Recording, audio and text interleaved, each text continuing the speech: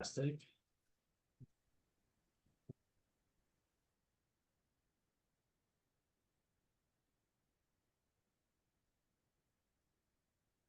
Sarah, looks like we're just waiting for Mike.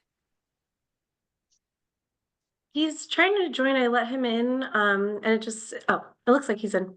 Oh, great. It was just taking a second to let him in through the waiting room. Wonderful. Hi guys. So everything is going slow and my camera says it's not connected suddenly. So let's troubleshoot it all. We can hear you okay. Okay.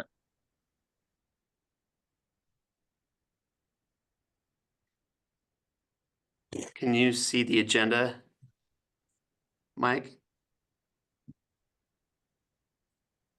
Yeah, I can see it. Great. And let's see. All right, there's video. It was actually unplugged. Okay. I'm in business now, at least.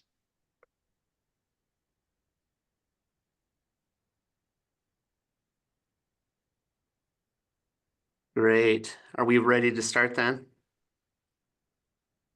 Looks like this who we still waiting for from the board. Misty, Russ, Matt, Taylor, Melissa. We have all of us. Yeah. There. Okay. Perfect. Well, let's get started then. Thanks everyone for coming. Thanks to our guest speaker, Dr. Sugden, who is here. I guess we'll do our official. You have those intro slides, Sarah. Should declare ourselves started.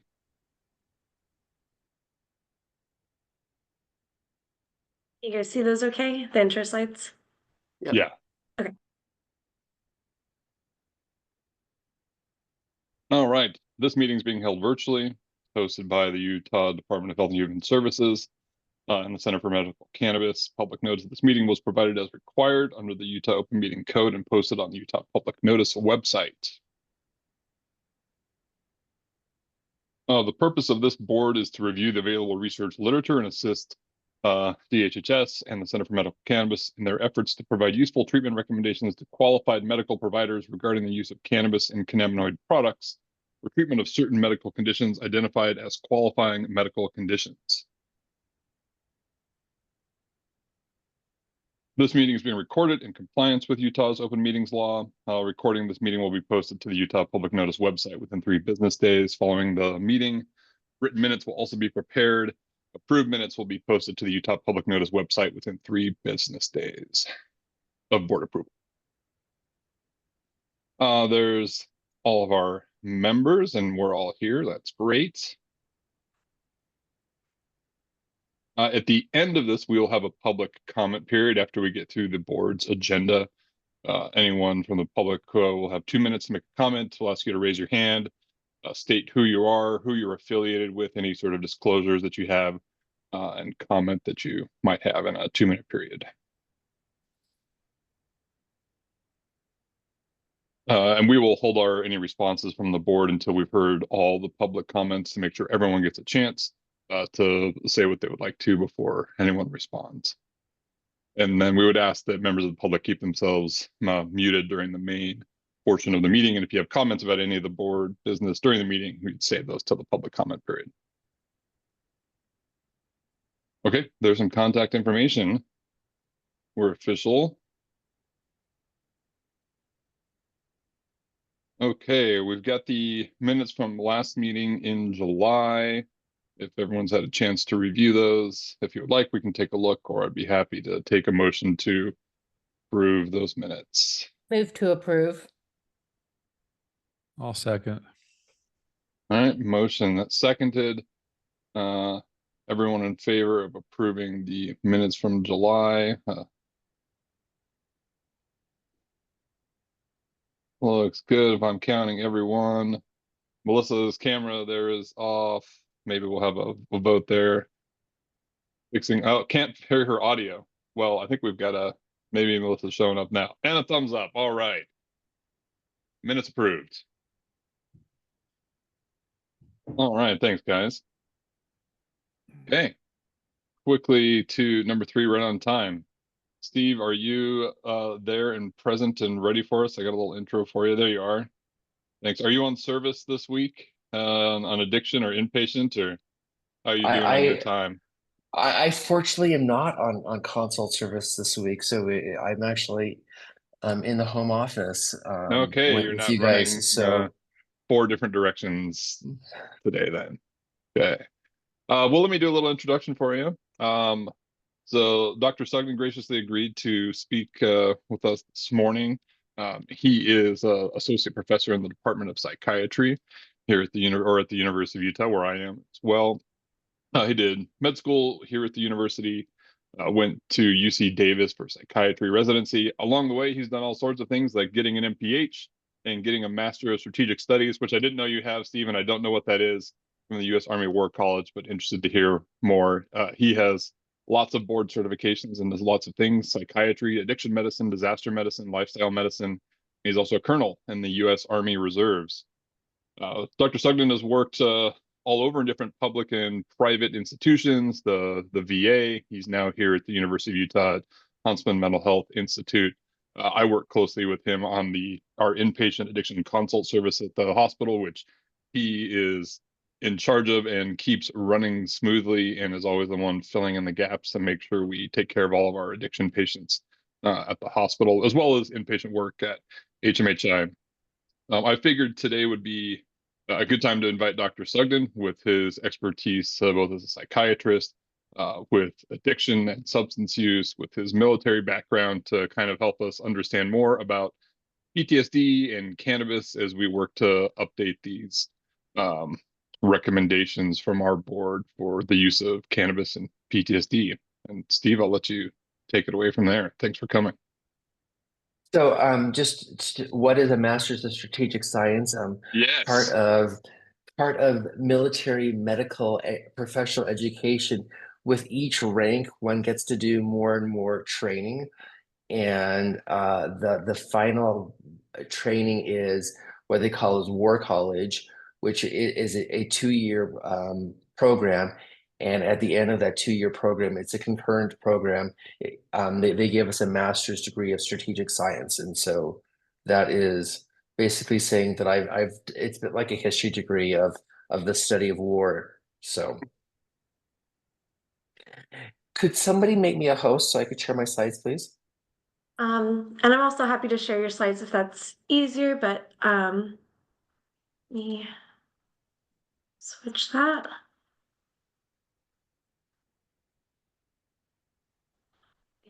Are you able to share now, or It looks like it. I made it so all participants can, so, but Okay, let me make sure that I thought I had the slides up.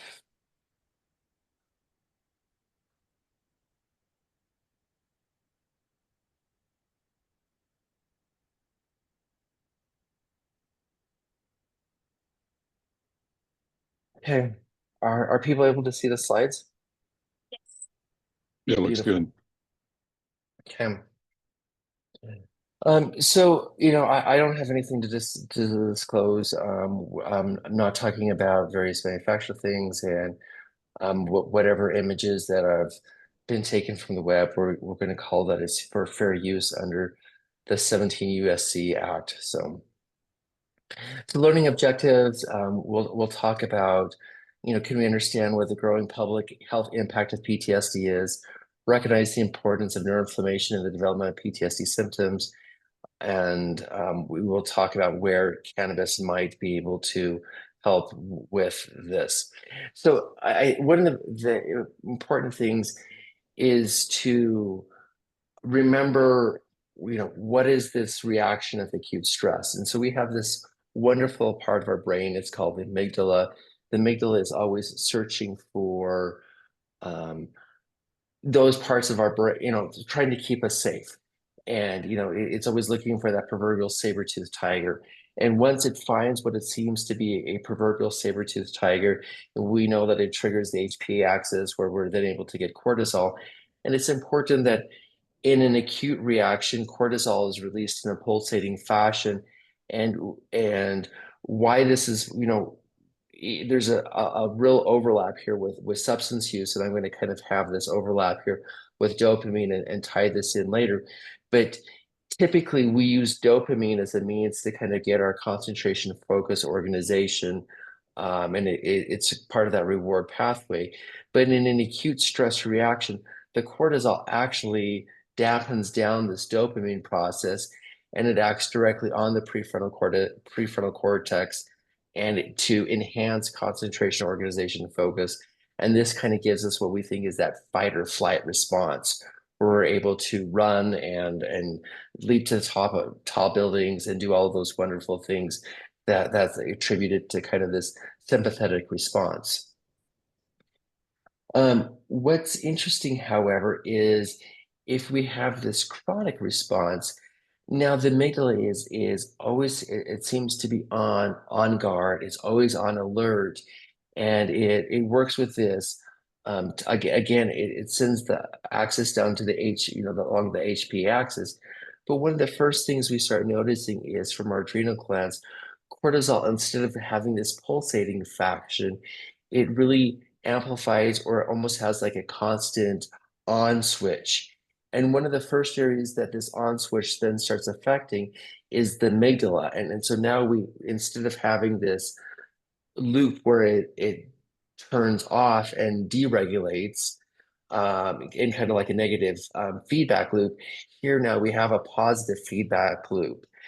And so that everything is the brain, the amygdala has a harder time distinguishing what is a saber tooth or what is not a saber tooth, and every single cute little kitten now becomes a saber tooth tiger, and we then get this auto regulation.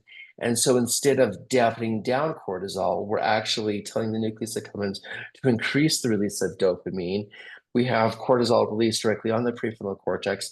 So now we have double things that, we're double pathways where we're trying to pump every single concentration, organization, and focus and getting us to safety, because we see so many of these proverbial saber-toothed tigers everywhere we turn. And in a sense, what happens is all of this lovely concentration, focus, organization that we normally get with the acute stress reaction essentially goes offline, and our perceptions and our abilities to perceive really are affected. And so how then this looks like is, we talk about our body trying to, in the acute stress, it gets us into the state of hyperarousal or the sympathetic response. And the natural response is a parasympathetic or a hypoarousal that kind of shuts things down. But when we're always in that chronic stage of more and more cortisol, more and more hyperarousal, the body then, to counter that, is always in this state of always hypoarousal, of trying to contradict or bring down this level. And so frequently when we start dealing with chronic stress, we people start talking about, they still have this fight or flight response, but they also have a freeze or fawn or agreeing stage where it's almost this hyperarousal part that's they're trying to counteract this excess hyperarousal spot, but they really, because the two of them are not in, they never really downregulate. It's always in this state of chaos, this state of flux, and the body is trying to get to what we call this window of tolerance, which is that optimal spot. And so many times people end up using substances because they think that this window of tolerance is best achieved through the substances, because they can't regulate between the hyperarousal or the hypoarousal. And so these hyperarousal symptoms seems to be these emotionally flooded, reactive, impulsive, hypervigilant, fearful, angry, intrusive thoughts. This is where we think about the nightmares, the flashbacks, the risk-taking behaviors. Whereas the parasympathetic is where they start talking about feeling flat, empty, dread. They dissociate. They have this inability to think, helpless, hopeless. And many times this is where they start having more of the thoughts of self-harm and planning to end their lives.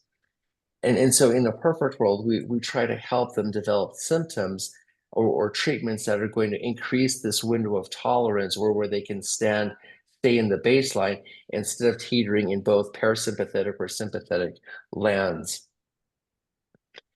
And we know that then when we're in this heightened cholesterol this heightened cholesterol station, we're having a lot more neuroinflammatory response, where we start seeing a lot of changes within our microglia. We're also seeing that we're starting to be able to penetrate the blood-brain barrier more effectively. And we have at least 4 different immune responses that are going, which are affecting the microglia or the blood-brain barrier.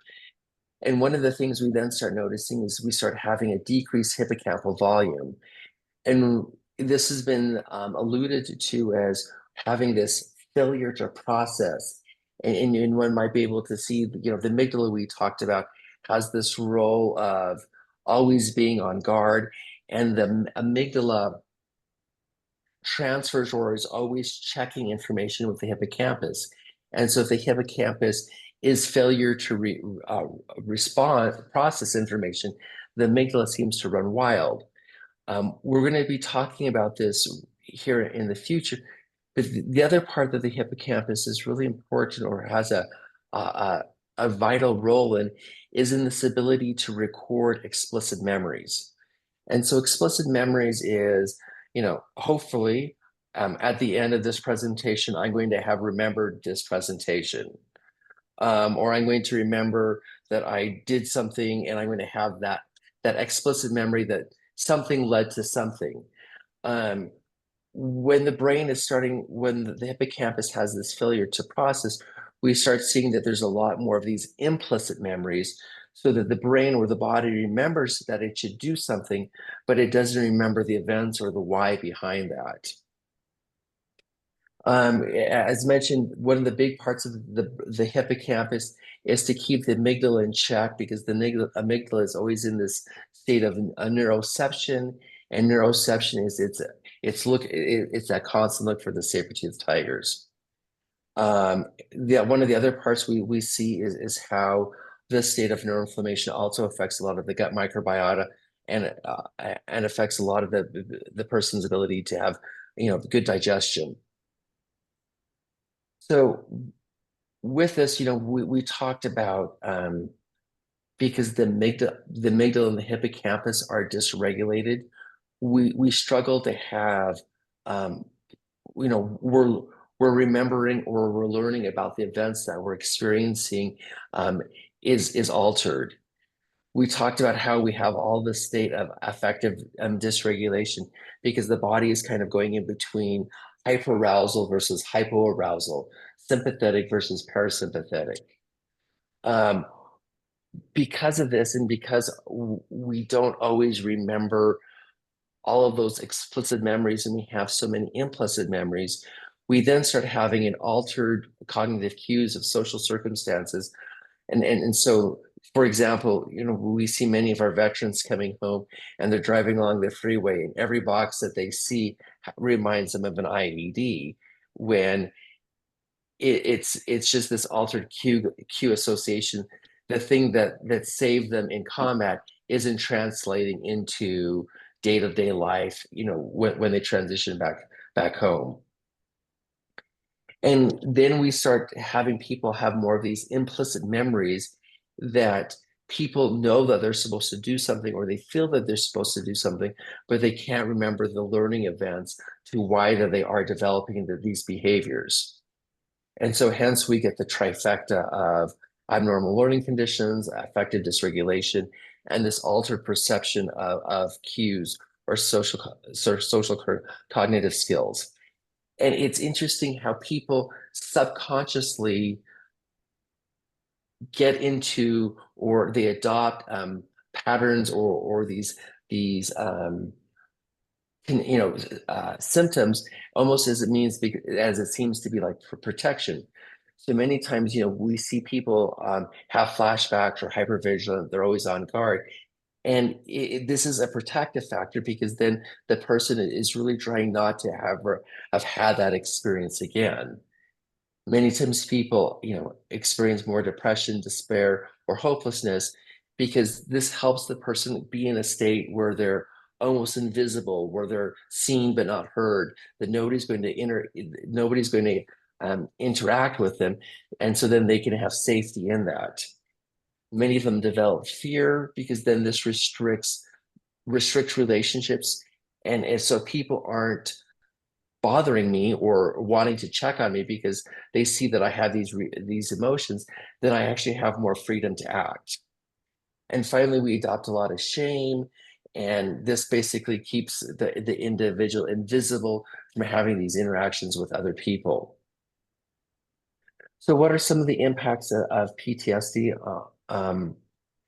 This was a study that came out in 2022 that just was able to compile the financial burden with here on the right is looking what the in billions of dollars, or excuse me, the one on the left of how much money is spent in unemployment, direct health care costs, productivity loss, excessive costs due to caregiving, etc.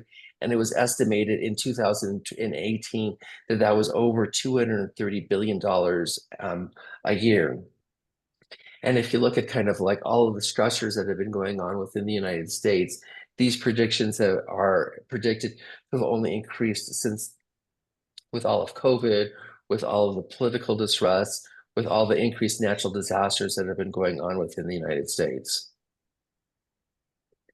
This is an interesting study that came out of the VA in San Diego, where they looked at veterans who were presenting to just their normal PTSD clinic, and so many of the veterans present with sleeping disorders that then they started doing sleep studies on them.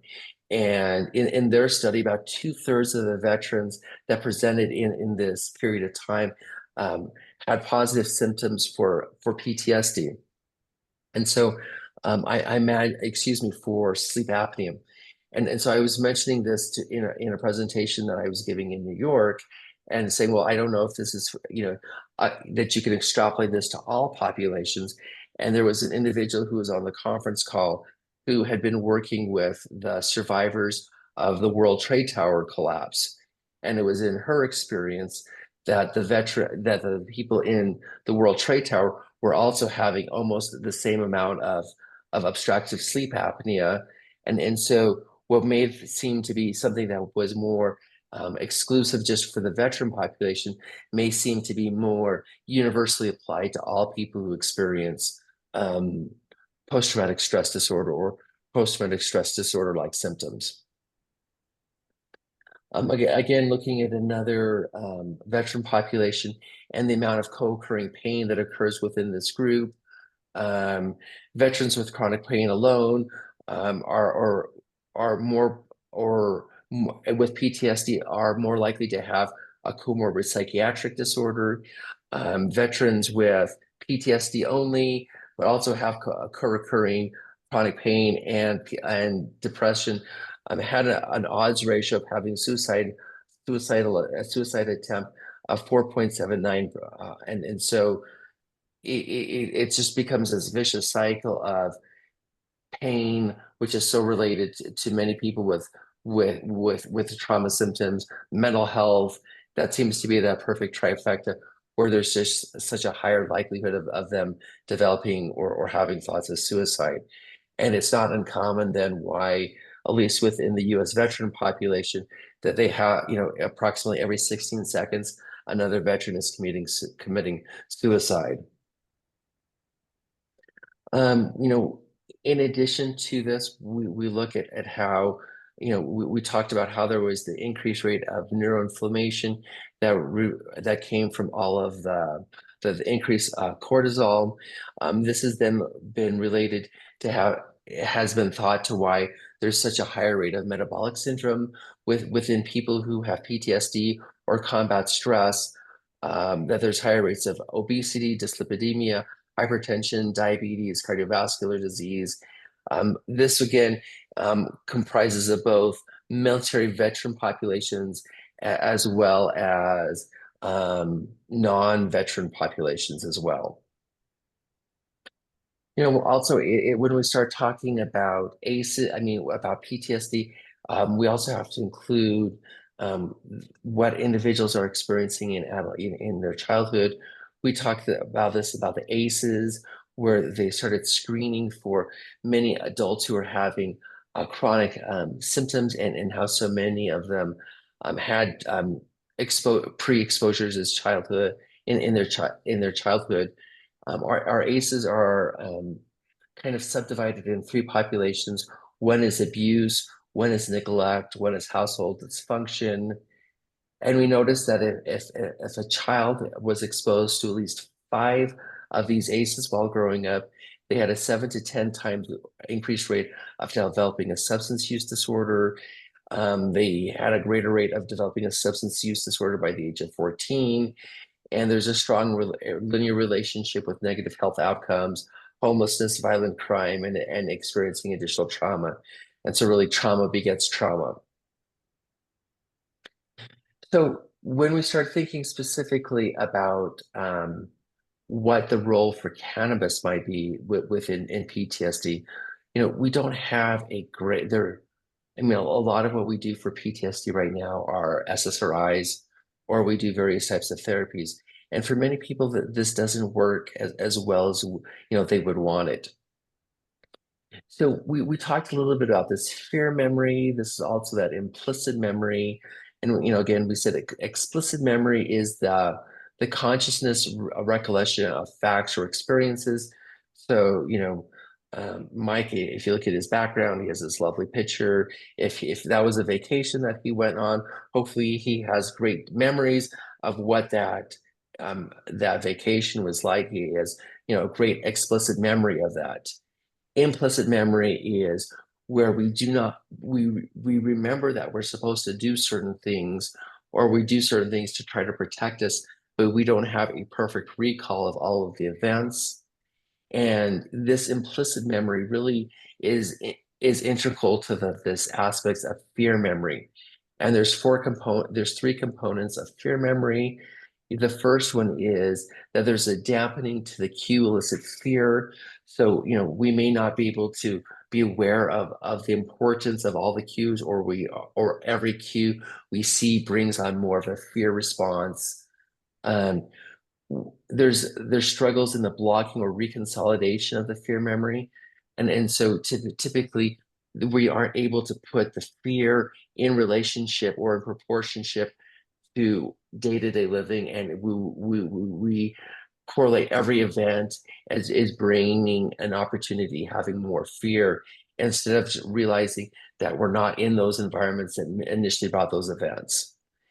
And then finally, we have this inability to extinguish the fear or that implicit memory. And so everything brings it up, and then we're unable to, in a healthy means or a healthy environment, diminish that fear response. And so it is really through this that there's been thought with the fear part, where cannabis might have a role on this. And so that there's been studies with rats where they've shown that that you're able to give cannabis, that it dampens this cue response or this fear response, some of these behaviors. It shows also that using cannabis, following these memory retrievals experiments, that then the next day that they do not seem to have the same fear memories as they did before, and they thought they thought that within the rat models that the cannabinoid receptor type 1 receptor may be a leading candidate. So anything that has an antagonist on these receptors might decrease or extinguish this fear learning response within the rats. So this is one of the initial studies that had shown this by Stency et al., where they were able to show that once people have these traumatic responses, that they notice that there's higher amounts of these cannabinoid receptors throughout the brain, especially in the prefrontal cortex, hippocampal, amygdala. And it's thought because the fear almost amps up all of these cannabinoid receptors that's gives some of the scientists some of the ideas of why cannabinoids might be very plausible in providing treatment for PTSD.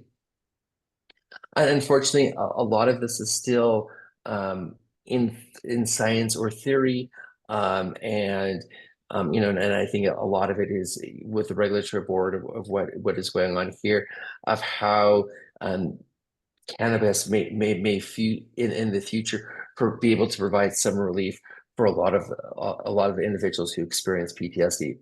And so I'm happy to try to answer any other questions at this time. Thanks, Steve. That's super helpful to kind of lay the groundwork for what's going on and what is the problem with PTSD? How might cannabis actually help it? Yeah. Lauren will shortly give us a whole bunch more information on a lot of different papers and research and things. I guess I have a few questions, of course, everyone else who does too. Certainly in the work that we do on our addiction consult service, we take care of all the patients where the substance use is obviously not helping and is causing major problems. If there's a therapeutic benefit to cannabis use in PTSD, how do you help a patient not have that turn into harmful use or a cannabis use disorder and actually get benefit from it if there is a benefit to cannabis? So, I mean, some of the initial papers had proposed that the cannabis that would be most effective would be if there was like the THC to CBD ratio was 1 to 1. And so how do you find that would be more benefit is, well, we might have to then regulate to make sure that we have the cannabis um, that seems to be most effective is actually the cannabis that they get. And so if they're going down to the smoke shops or wherever, they're getting a form of cannabis which isn't the 1 to 1 ratio. We're seeing the 16 to 1 or even higher concentrations of the THC to CBD ratio to that. It's definitely a perennial issue for us on the board is what we read about in all the studies is not necessarily what's always available at the dispensaries for sure. I could Right. see. I think we're saying the same thing about that there would have to be more regulatory places. Yeah, I mean there would have to be more regulatory stating that the parts that the study show is available at the dispensaries. Kind of as a follow-up to that, I see a patient having a cannabis use disorder, any substance use disorder has kind of become dysregulated in how they are using that substance. If cannabis is helpful for PTSD, in what way do you think that would be? Is that I know Lauren will talk about some studies about sleep and nightmares, and I would use a single dose before bedtime to help me get through sleep, or I've identified here's where I struggle most, or is there some sort of strategy that makes sense of how it would be used, or do you say, I don't know because the data is so sparse, I can't make a real recommendation to you? Well, I mean, I would see something like let's try to improve sleep to see if by improving sleep we're also decreasing nightmares and we're not experiencing the same hypervigilance that occurs with sleep. One might also see that there would be an appropriate dispensing form that one might be able to take on a limited PRN basis if they were going to, you know, said environment where it was going to be like traumatic or triggering, like if they were going to be encountering parents and parents were abusers when they were in childhood, that type of a thing.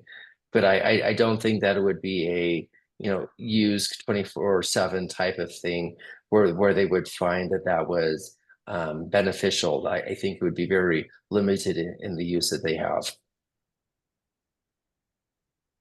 Any other board members have questions? I've got more, and I could probably sit down and chat with Steve about this all day long, but I'll let other people go too. Misty? So isn't there, I'm trying to think back to my literature looking at developmental effects as well. isn't there a switch? Because early in life, if it's childhood stressors, chronic stress, it's kind of a reverse effect where there's a downregulation of the receptors and the ligands, if I'm remembering correctly. And at some point, um, around adulthood, then that switches to the effects that you actually observed. I haven't really seen a clear representation of what that magical age frame for the switch is, and what do you think is underlying that? I mean, definitely they've showed that adolescent use, late teenage use of cannabis can definitely affect a lot of the cognitive decline. Um, I think if we're looking at having treatment for PTSD, that it would be more, just due to how it's been with the cognitive decline, that would be more of like an adult treatment.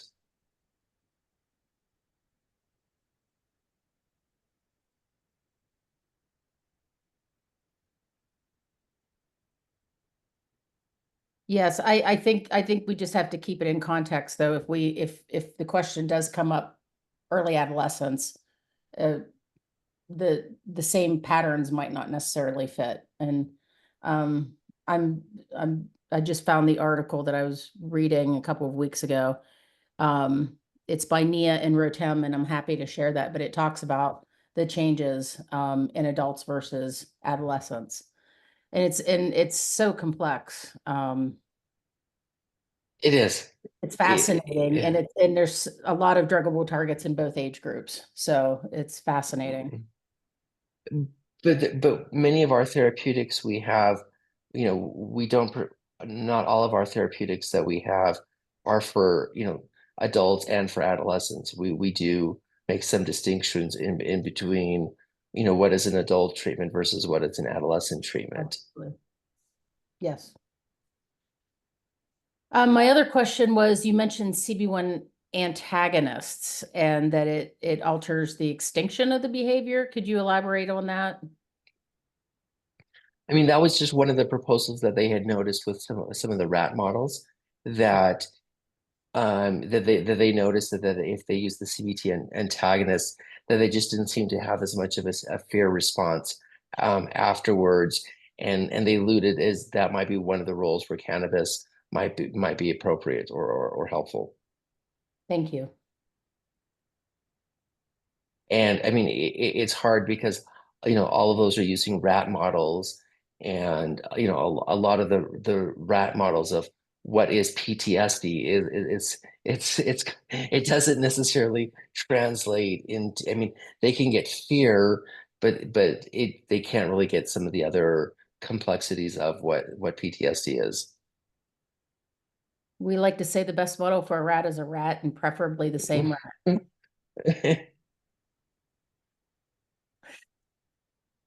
Taylor, it looks like you have a question. Yeah, thank you. This is wonderful. And very informative presentation. Really enjoyed it. I had a question just about, you talked about the fear memory being where cannabis seems to be, where it may be effective. What is in the psychiatrist toolbox to address that aspect of PTSD already? And is this really like we don't have anything and cannabis is really, maybe the frontier to address that? Or is this kind of like a second, third, fourth line thing to do if we don't have other options? And then I guess related to that, could it be sort of a combination of therapies that, where cannabis would fit in, or does it replace others? So when we look at what are our current treatments, if we're looking at SSRIs, which are the first line treatment, SSRIs really do not work on that fear memory component. It helps more with the behavior, or the emotional part of the behavior. Many of our therapies can help an individual regulate their mood or their situation. Sometimes the memory, during therapy, one is able to create an environment where they're able to pursue some of those implicit memories that lead to essentially some of this these fear memories. And the therapy is plus or minus of how effective it is. And so really potentially the cannabis is something novel that might be available for people, because so many of the other the other modalities kind of look at it as how do you just sit with your emotions, or how do you not regulate, get into that sympathetic parasympathetic response, but how do you kind of eat more at that window of tolerance, whereas this might be really something novel that could help many people. Thank you. That's very helpful.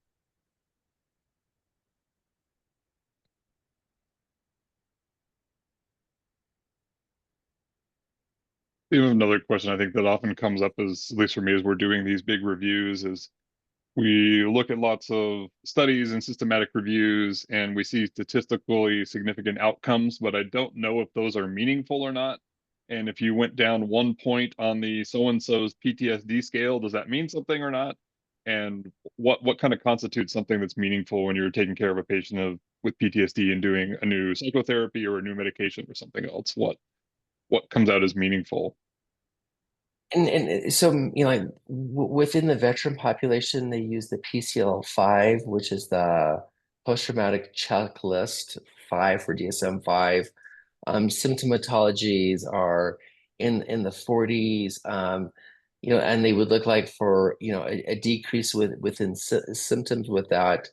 Um, Clinically significant is if you have a larger but enough population, of course, that you can then say, well, our numbers dropped from 44 to 40.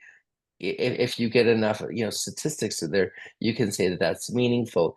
I mean, many times that really isn't clinically meaningful, because those studies aren't really talking about the return to work or return to function, and there really isn't a good study that looks at how productive or that ability to have function back in their lives.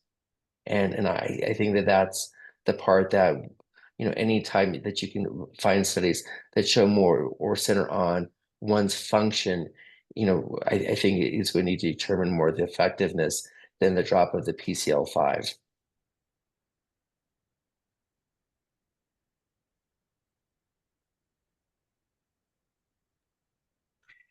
Just going to raise one other question. Are you aware if there are, I mean, with a lot of diseases, we see that there are kind of patterns or phenotypes, where we kind of stratify individuals who have different, versions, flavors of disease. This certainly happens with bipolar disorder and other things, but um, would cannabis potentially, maybe hypothetically, be beneficial for one phenotype of PTSD more than another? And how would we recognize, what population would be most likely to benefit if there is a benefit? And that's a great question that you bring up, Taylor.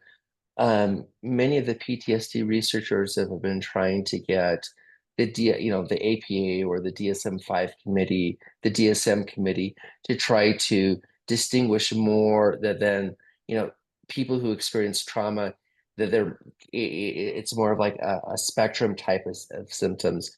And with the DSM-5 that came out in 2011, they really try to look more of like a chronic exposure versus, like, it seems right now the way the PTSD is, that the DSM-5 is, they have PTSD is just more of like this one-time acute exposure. And then I think that there's a difference of the population of a person who's had chronic exposures over a lifetime versus somebody who may have been a veteran, or may have been in a car crash, or may have been in a natural disaster, who developed those types of symptoms.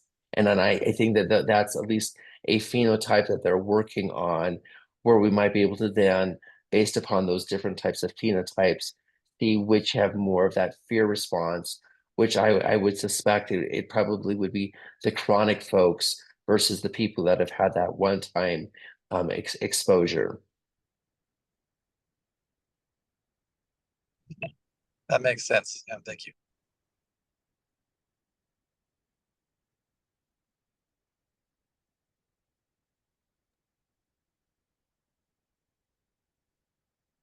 Any other questions? I don't know how we're doing on time, Sarah. I've lost track of where we're supposed to be on the agenda, but Yeah, no worries. I think we're a little over, but just by a little bit, I think it's fine. 9:40 was when Lauren was going to start her presentation. okay.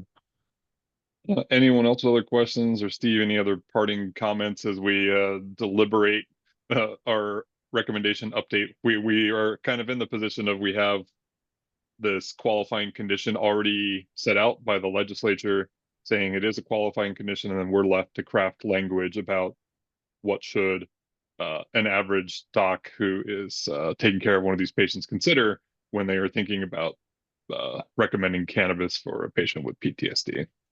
So Mike, I'll speak up as that average Yeah, doc. the average doc right here. And I'll just start with Steve. Thank you so much for that presentation. I loved it. It's a very important topic. Lots of research is needed because it's so complicated. So I really appreciate your perspective on the memory and the description you gave. To Mike's point, though, at the end of the day, we gotta treat people who like suggested, many of them are self-diagnosed PTSD, self-reported, some really legitimate, some maybe not so much. And then treating them with a product that is self-administered and self-dosed, in many cases, and often already taken before they come to see a provider. So to Mike's point, it's really hard to navigate those waters really well and counsel people to say, well, here's what we know is okay, and here's what not to do so you don't develop cannabis use disorder. So some of those basic guidelines are very, very helpful, like the 1-to-1 ratio. That's extremely helpful. Any dosing recommendations would be helpful, and maybe talking more about their triggers, and maybe talking more about their when should you dose and to really treat PTSD, and when possibly they're excessively dosing because they just like the euphoria or some other motivation. And some of those guidelines would be very helpful to counsel patients, say, like, this is what's okay and not okay. So I look forward to more of that discussion. But thanks again. Matt, is that a venturing scout shirt you have in your background? That's a venturing scout shirt. Yeah, yeah. I'm a scout leader here in St. George. Okay. No, but I do think that starting off with probably less is going to be more important than saying do it ad nauseum, and if we can do it with more of like a specific, associated with, even though we know people have memories throughout the day, I think the consolidation and being able to sleep at night, because really at night is where the brain consolidates the majority of its memories. And that was one of the things where it's, with that fear response, they just aren't consolidating their memories well enough. You might be able to get the two for of being able to improve sleep as well as having that consolidation of memories. And so having something that it focuses more on sleep and, like the one-time evening dose, I think would probably be the first place to start. Yeah, excellent. And here's a random question, just to follow up. In your opinion, there's no research for this, but if someone had a traumatic event, especially a veteran, a traumatic event, do you think perhaps based on what you talked about with forming memories, it might be beneficial to treat early after a traumatic event to suppress those memory formations rather than wait till it's chronic and then decide, okay, let's try this as a last resort? Would that have any role? I mean, that's what the rat studies are, where they give them the traumatic event, and then the next day they're start giving them the cannabis. And so I think that before I say that's, early intervention is what's it's going to be important. Many, whether it's law enforcement officers or whether it's serving in the military, those, the use of cannabis is still viewed as being illegal. And so and those are federal because states may have it as they've adopted to be able to have it, but federally it's still viewed as an illegal thing. And so I think it's hard to say that this would be the recommendation if you're setting up that exact person who who might benefit from it, of putting them in a chance where that they would have regulatory challenges because of their federal work status. True. But if those weren't in place, wouldn't it be interesting if that would be the best model to treat early and prevent? And it Kind of kind of a goes back to a nightmare lot of those scenario. a lot of those complications that once we get better information, I'm hoping we can get better regulatory basis of that. There is some talk, which I'm not sure if you guys have talked about, where they're looking at putting cannabis as a Schedule 3.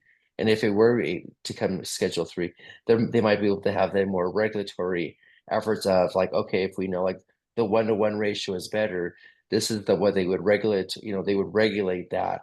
And that would be the part that would be sold where people then could get that specific brand because it was regulated to that.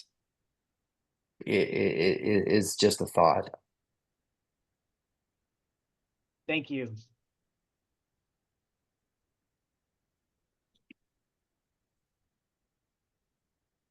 Russ, did I see you have a hand over there Well, I before we did wrap it up? only because I had a recent situation where I had someone come to me for cannabis education who came specifically for PTSD and anxiety. They had been attacked in their home, and after discussing the situation with them, the biggest difficulty they were having was sleeping at night. And so my recommendation was to find a cannabis in their area that was a 1-to-1. So it goes along with what Steve and Matt have both commented here, that 1-to-1 seems to work really well. We don't have the great risk of cannabis use disorder, especially since I typically suggest starting with a low dose below 5 milligrams of each, and preferably even lower than that, whatever the tolerance level is for the individual. The difficulty I'm finding now, this was not a state situation, they weren't even in Utah, but I'm finding it's difficult in some states to find oral administrative products like a tincture that have a reasonable amount of THC. I mean, it's extremely high. And uneducated people are going into a dispensary or a pharmacy, and they're finding the recommendation on the bottle is 1 mil, and they're getting 38 milligrams of THC in 1 mil, whether the CBD is added or not. And that's extremely high, especially for a novice user. So I'm kind of in favor of some, as Steve was mentioning, some regulatory, whether it's legislative or however it comes out, to kind of limit that, because those high doses are just, they're problematic in my view. So.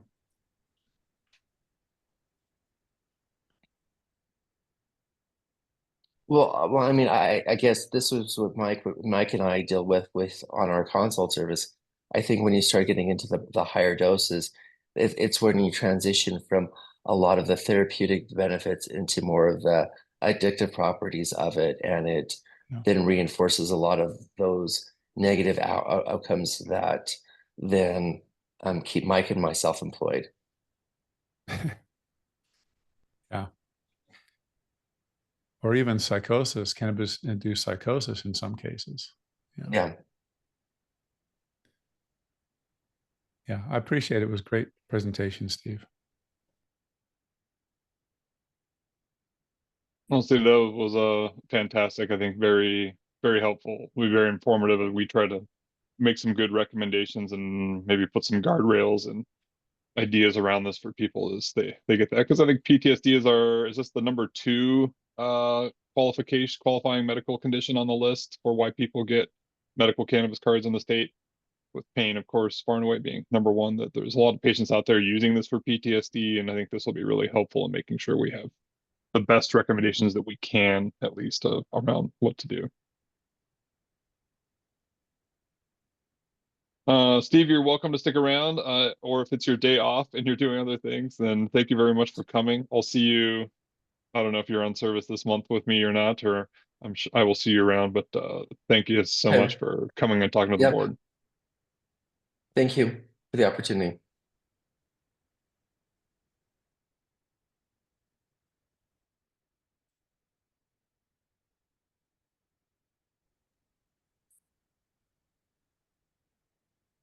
Do you want me Okay, to? oh yeah, go ahead. We're with on to Lauren now, and we'll hear the other side of things on PTSD. A little bit behind. I think some of the other things later in the agenda may be able to be on the quicker side. So I'd say, Lauren, go ahead and don't feel like you have to rush through here. Take whatever time you need to do your presentation, and we'll squeeze the rest of the agenda and not your presentation time. So go ahead with whatever you've got. All right, thank you. I think I should just be able to share the slides. So, all right. So, as you know, I'm Lauren. I'm a pharmacist consultant to the Center for Medical Cannabis, and today we're talking about the experimental evidence for the use of cannabis-related products in people living with post-traumatic stress disorder, abbreviated PTSD. The reason we're doing this review is to summarize experimental evidence for the use of cannabis or cannabinoid-based products, abbreviated CBPs, in people with PTSD to assist the CRRB in updating existing guidance. So I searched for systematic reviews of experimental controlled trials, abbreviated ECTs, including randomized or non-randomized trials published since 2020. I also searched for ECTs published since 2023, and I included ECTs of any design that included participants with confirmed PTSD or with mean validated symptom scale scores suggestive of PTSD, and that administered any natural or synthetic CBP for any duration, with evaluation of efficacy or safety outcomes. I summarized primary efficacy and safety results from the included studies and extracted risk of bias ratings from the included trials from systematic reviews when available. For studies that only reported results descriptively, we also performed a basic statistical test on major PTSD outcomes. So I identified 7 placebo-controlled randomized controlled trials, abbreviated RCTs, including 8 published records and 2 limited published records that only have their results posted to clinicaltrials.gov. I categorized the trials into 3 approaches. 4 trials administered multiple CBP doses for the symptomatic treatment of PTSD. 2 laboratory-based trials assessed the acute effects of a single CBP dose, and 1 trial evaluated a CBP as an adjunct to mass prolonged exposure psychotherapy, abbreviated PE. PE is among first-line trauma-focused psychotherapies for PTSD treatment, which aims to eliminate or reduce an individual's distressing response to traumatic stimuli by repeated exposure to the stimuli in a safe environment.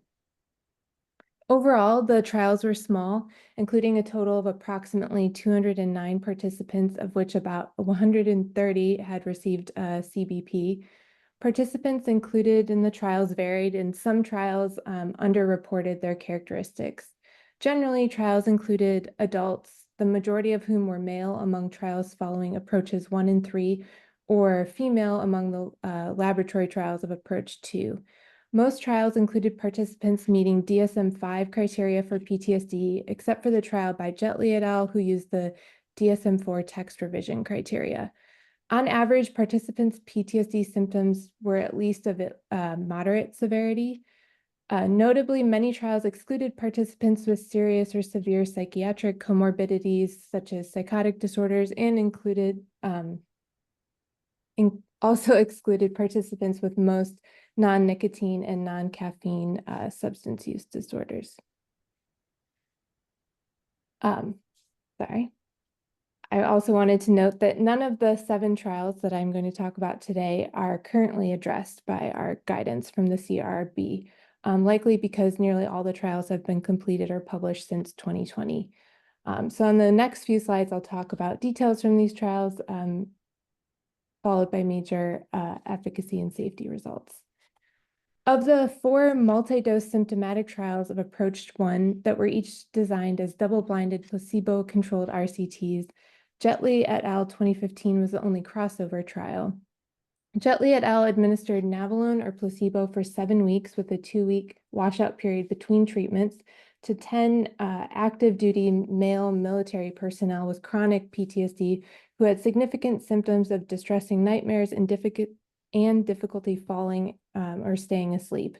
Participants could continue stable use of medications and or psychotherapy, and they were excluded if they screened positive for illicit drugs, including THC, among other exclusionary criteria.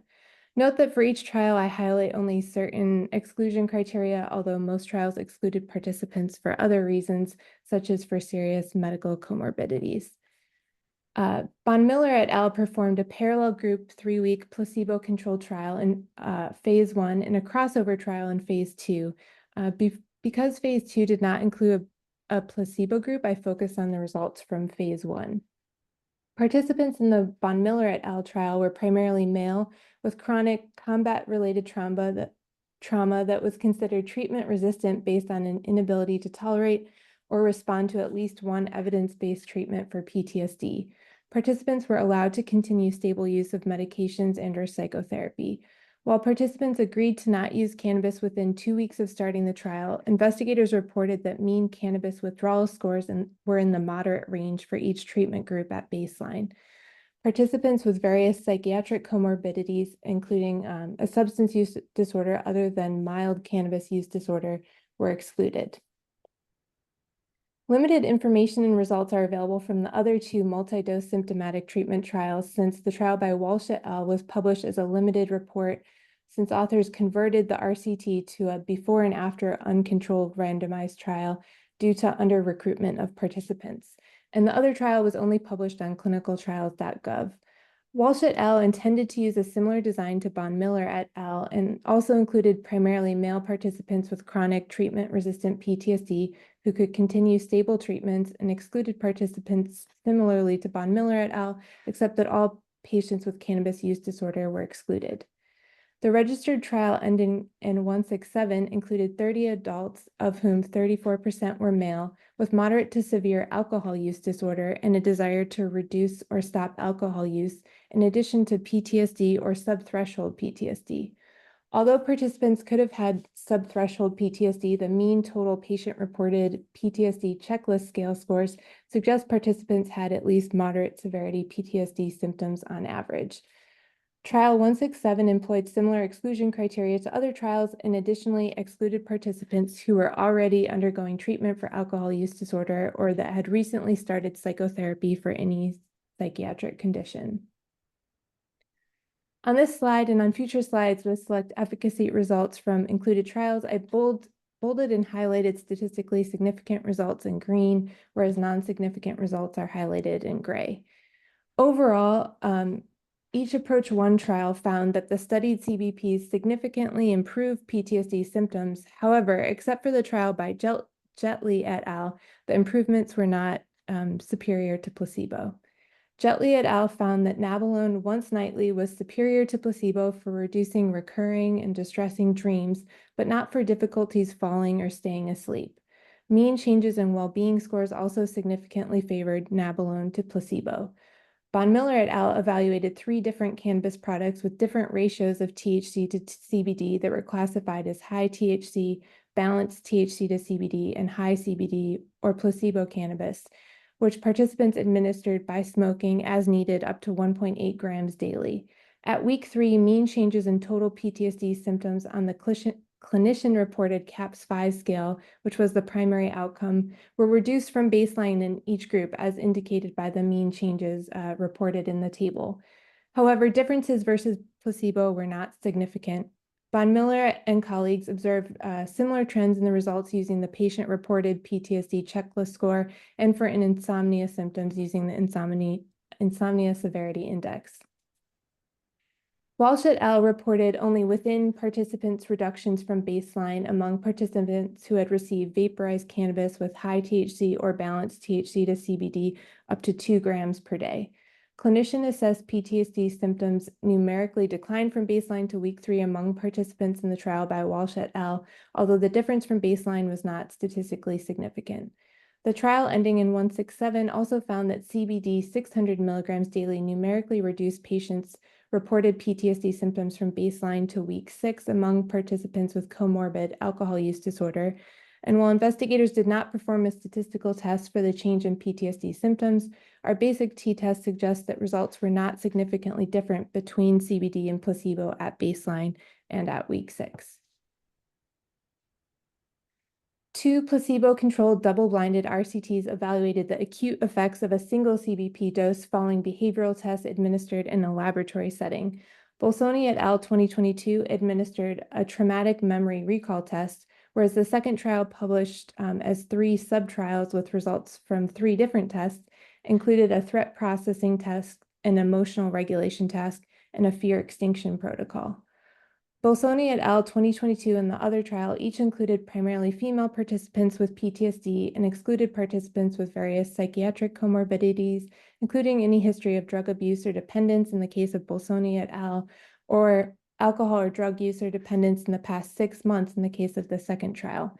Bolsoni et al. Allowed participants with comorbid mood or anxiety disorder, and more participants allocated to CBD than placebo endorsed having a comorbid mood or anxiety disorder. The other trial excluded participants with a primary anxiety disorder or that were receiving SSRIs or an exposure-based PTSD therapy. Bolsoni et al. Found that a single dose of CBD 300 milligrams improved patient-reported cognitive impairment, such as confusion or difficulty reasoning, following the traumatic memory recall test compared to placebo. And this improvement was also observed 1 week later without any additional CBD or placebo doses. CBD also reduced anxiety scores compared to placebo, but only in the non-sexual trauma subgroup. No differences between CBD and placebo were observed for patient-reported sedation or discomfort outcomes. The second trial that administered 3 different tests reported many different results, including for comparisons between all PTSD participants and control groups without PTSD. So here I focus on the differences in brain area activation measured by functional magnetic resonance imaging between participants with PTSD who received a single dose of dronabinol 7.5 milligrams or placebo. Compared to placebo, THC decreased activation of the amygdala and increased activation of the medial prefrontal cortex and rostral anterior cingulate cortex during a threat processing task. THC also boosted cerebellar activation compared to placebo when viewing neutral images during an emotional regulation task.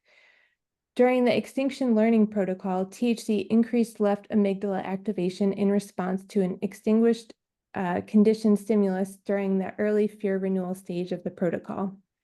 Overall, investigators from this trial felt that their results preliminarily suggest a potential role of THC in modifying the processing of threats by the cortical limbic system and support investigating THC as an adjunct to cognitive reappraisal or exposure-based psychotherapies for PTSD.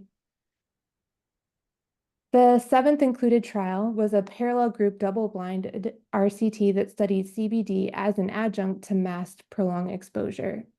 Masked prolonged exposure delivers a similar number of total psychotherapy sessions over a condensed period compared to standard prolonged exposure, which in this case included 10 sessions over 14 days. Trial participants were primarily male adults with PTSD who were receiving a stable, non-interacting medication regimen. Participants were excluded for a positive urine drug screen for various drugs, including cannabis, as well as for a past year history of drug abuse, severe alcohol abuse, psychosis, mania, or high suicidality. Only limited results from this trial are available that were posted to clinicaltrials.gov. CBD 250 milligrams twice daily for 18 days as an adjunct to masked PE numerically reduced patient-reported and clinician-assessed total PTSD symptom scale scores from baseline to day 45, which is about 1 month after the last PE session. Investigators did not report statistical tests for these outcomes, but a basic t-test found no significant differences between the CBD and placebo groups' mean scores at baseline or at day 45. Information about adverse events, abbreviated AEs, was reported by 5 trials, some with only limited details provided. Among the 5 trials that reported severity information, the studied CBP was associated with mostly mild to moderate severity AEs. On average, based on changes in total PTSD symptom scores among trials reporting that outcome, treatment with smoked or vaporized cannabis or CBD was not associated with worsened PTSD symptoms in the short term. Regarding participant withdrawal or discontinuation from the trials due to AEs, Von Miller et al. Reported that 8.3% of participants from all treatment groups combined discontinued treatment, and Jetley et al. Did not report any participant discontinuations due to AEs. Psychiatric AEs, which seem to have been considered non-severe, were reported by some trials. Suicidal ideation occurred among 4 total participants who received smoked cannabis and 1 participant who received oral CBD 600 milligrams. Anxiety was reported by 10.4% of patients in the smoked cannabis trial. Additionally, feeling overwhelmed, lack of motivation, and emotional problems were reported by CBD recipients at a numerically greater incidence than placebo. Increased nightmares and insomnia were reported by 36.4% of CBD recipients compared to 0% of placebo recipients when given as an adjunct to PE, whereas in a different trial, numerically more participants who received placebo endorsed nightmares compared to CBD recipients. A risk of bias assessment by an SR was available for 3 of 7 included trials. Von Miller et al. Was considered to have a low overall risk of bias, whereas Jetley et al. Was considered to have a high overall risk of bias due to insufficient reporting about randomization, allocation concealment, and baseline characteristics, along with potential issues with the crossover analysis due to lack of reporting outcomes for each period separately and for performing an inappropriate statistical analysis. Rabinek et al., one of the 3 sub-trials of the registered trial ending in 366, was considered to have some bias concerns arising from insufficient reporting about randomization and allocation concealment. Among the remaining 4 trials, 2 are only published on clinicaltrials.gov, which limits assessment of bias. We did not comprehensively assess bias in the final 2 trials, but noted that they at least have some concerns related to randomization and/or allocation concealment due to insufficient reporting. Confounding bias could have also distorted some of the trial's efficacy results. Most notably, cannabis withdrawal symptoms could have affected overall PTSD and insomnia symptoms in the trial by Von Miller et al. And differences in the proportion of patients with comorbid mood or anxiety disorder in the CBD versus placebo group of the Posolny et al. Trial could have affected behavioral or psychological outcome scores. Also, many trials allowed participants to continue stable medication or therapy regimens, but each of these trials, except for 2, did not describe that utilization at baseline, and no trial described possible changes in utilization during the trial. There are some limitations to the trials, including significant bias concerns, as well as the fact that only limited results from some trials are available. The included trials were of a relatively short duration with a maximum treatment length of 7 weeks, precluding conclusions about the long-term safety or efficacy of CBPs for people with PTSD. There are some potential generalizability limitations. For example, Jetley et al. Included participants with PTSD per DSM-4 TR criteria, which may not be generalizable to all patients meeting DSM-5 criteria for PTSD. Also, Jetley et al. Included all men who had chronic PTSD for at least 2 years with sleep disturbances at baseline, whose index traumatic event occurred during the military, and it's unclear if these findings are generalizable to populations with other characteristics. Many trials excluded participants with current or historical substance use disorders, and additionally, the studied CBPs may differ from medical cannabis products available to Utah patients, as we've discussed and seen many times. The 2023 PTSD treatment guideline from the U.S. Department of Veterans Affairs and Defense made formal recommendations about the use of cannabis to treat PTSD based on a systematic search of the literature.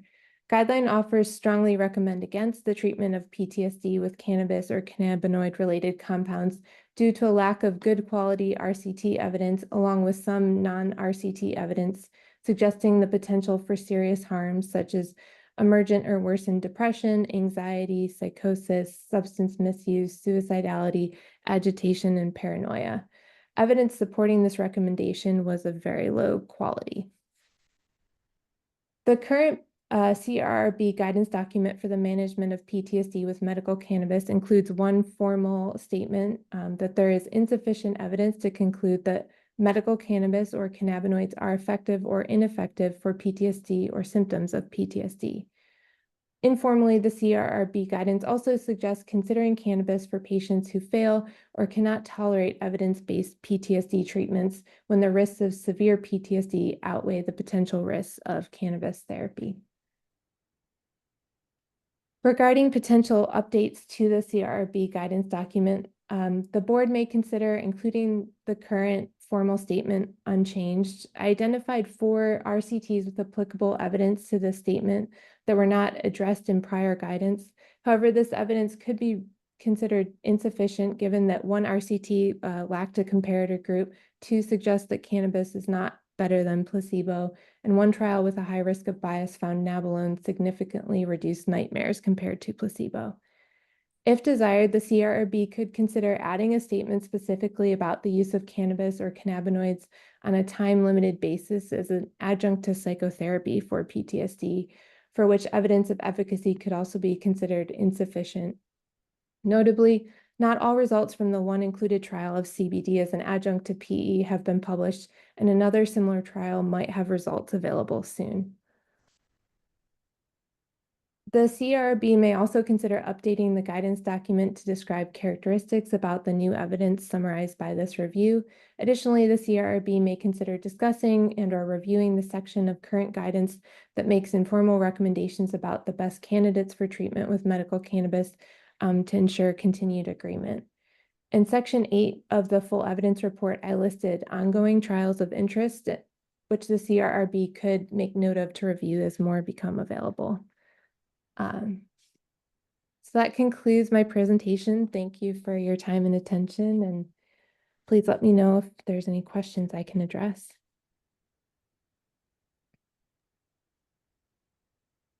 Thanks, Lauren. Wonderful and thorough as always. Interesting to see that just still hard to translate things from, oh, this works as a single dose and then doesn't turn into much as that is studied over however many weeks or months, even if we see those changes, helping there. I think it'd be good to discuss as a board potential changes now while we're all here, while both of these presentations are fresh, and then we can put some pen to paper offline as far as the actual updates. Russ, go ahead. Well, I like the idea of looking at it as an adjunct to psychotherapy. I mean, my experience with this person I was working with who had this home invasion, they had done a lot of psychotherapy for PTSD. The cannabis was to help them sleep because that's where it showed up, was at night. So I like this idea of considering it as an adjunct to psychotherapy. I really do. That idea makes sense as I've been, as we've all been hearing more and more about psychedelics for all these different indications that when those things are tied together, if you use it to help and it's all been put in some context and some additional therapy, then that makes more sense than sort of, ad libitum use of cannabis to do whatever you like. Yeah. Taylor? Thank you, Lauren. I was just going to ask about the other RCT that's coming soon and kind of trying to compile evidence. Do you know how big the study is? You had a little bit of information there in the presentation about it. Do you have any more details that you didn't share? Off the top of my head, I can't recall, but I have the trial number, so I can look it up right now and see what they've reported. As I said, they haven't reported any results yet, so it would just be the basic design. But let's see. So it's also on cannabidiol and prolonged exposure. The estimated enrollment is 136 participants.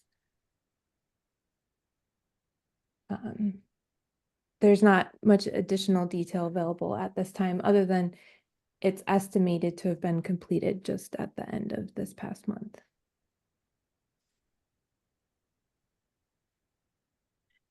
I'll jump in. And first, thank Lauren. Again, great work. I love your presentations, how thorough they are. And I would add, I like the recommendations you suggested at the end. We update the document on our website talking about how there's still insufficient evidence, but I love how you added, I like the recommendations of adding some explanation. Well, here's why it's insufficient. The studies were poor quality. Here are the limitations. There's no consistent dosing, yada, yada. So I like that last slide where you said, I think that'd be helpful. If any clinician is reading our document, they would want to know, oh, okay, the status is still insufficient, but here's why, because the studies they're all over the map on some of these things. And then also, I do love the idea of having a statement where it appears that, well, like Mike said, this is the second most commonly used reason, for cannabis. So we ought to address that. Well, so there's a lot of anecdotal use. We suggest some reasons why it might be helpful, and probably coupled with psychotherapy. I agree with that. I think from what we learned today about its association with memory formation and recall and all that kind of stuff, and how it ought to be coupled with psychotherapy if you want to, if as a proposal of its most likely best benefit. So I like those ideas, Lauren. I also Go ahead, Ron. agree, and I think it's a good idea for us to follow up on the 2669 study when those results are published, since that seems to be the incomplete thing that is most outstanding.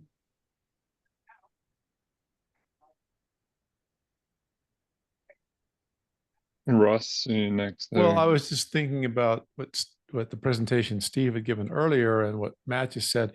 Is this idea of consolidation occurs in our sleep. If the individual is having anxiety at night as a result of a PTSD experience, they're not having good consolidation of memory. And more importantly, if they're doing psychotherapy, it gives an opportunity to reconsolidate the memory and have a new viewpoint of the incident. And cannabis, I think, is a good adjunct to that. And that's why I think I would recommend cannabis as an adjunct along with the psychotherapy. I'm usually using it with these individuals with anxiety and PTSD. They find mostly at night is when they have the most difficulty. And I think it's been helpful. This one person I was just mentioning earlier, we've had 2 weeks now, and the report I've gotten back is that I had them taking like literally 1 or 2 drops because the concentrate was so intense. But they said their sleep has improved dramatically just with a couple of drops. Under the Utah Medical Cannabis Act that's already listed, I feel like it's already, I'm up on the website, PTSD that is treated and monitored by a licensed health therapist. So I feel like kind of what QMPs have already been following. When I read that, when I interpret that, they have to have a therapist on board with ongoing treatment. So the rules are right there. So I feel like it's good that I just assumed that that was kind of stated because the research was backing it. It's kind of nice to that we officially show that's why those rules are in place already.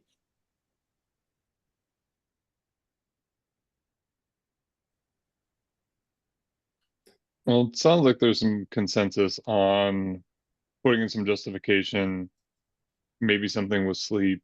Maybe we talk about cannabis forms, though it really seems the data not great on that. So I can certainly see just using high potency cannabis doesn't sound the best for this, with all the considerations around the other issues and the other co-occurring, mental health issues and substance use troubles with the PTSD population, that having them smoking 30% THC cannabis for this treatment doesn't seem like the most ideal thing. So I think we could do all that. I think this group has lots of different experience with PTSD. We've got lots of us who might have input on writing this. I have been sort of taking the lead on some of these, of incorporating Lauren's suggestions. I think this is one that I would like either 1 or 2 people from the group to maybe volunteer to tackle some of this language, that the rest of us can then sort of edit and vote on after the fact. Does anyone feel most interested in updating our current language based on what we've heard from Steve and Lauren today. I'd be happy to help. Thanks, Melissa. Yeah, and I can look at it as well. And of course, everyone's welcome to, but I more and more I realize is once this meeting's over, it is so hard to get back into one of these things and sit down for, really a couple of hours, honestly, to go through language and go back through the presentations and do it. Then it can be really tough. And I think if we kind of have a specific thing, if we say Melissa and Russ can both either together or independently look at that, I think it would be nice to have that then back out to the board before our next meeting so the rest of us can review it. And then when our next meeting comes around, we have a final document to vote on. I say all this because that's not what I just did with the HIV/AIDS thing. So trying to get it maybe a little more on top of it. And I think honestly, there's more discussion around this one. This is obviously a condition that's way more common in our population and probably deserves extra attention to make sure we've got good guidance in there. And when you have all these things from other organizations, right, of other reviews that have been in past years recommending against it, VA guidance recommending against it, and then we have it's already a qualifying condition and we say insufficient evidence, but I think it really needs a lot of language to back that up. And then very confusing for clinicians to see it's an approved condition and that our guidance is there's insufficient evidence, that we definitely need to have something there for them. All right, Sarah will send that out. Maybe Russ, and Melissa, we could hope to have that back from you guys, like maybe before Thanksgiving or something. That way we don't find ourselves the holidays and the new year and then nothing has happened, as tends to go at the end of the year. That maybe we aim to have you guys in the next 6 weeks get us some draft Okay. updates, and then that can come back to the board for some offline email discussion, and then we can get it finally tuned up for our first 2025 meeting.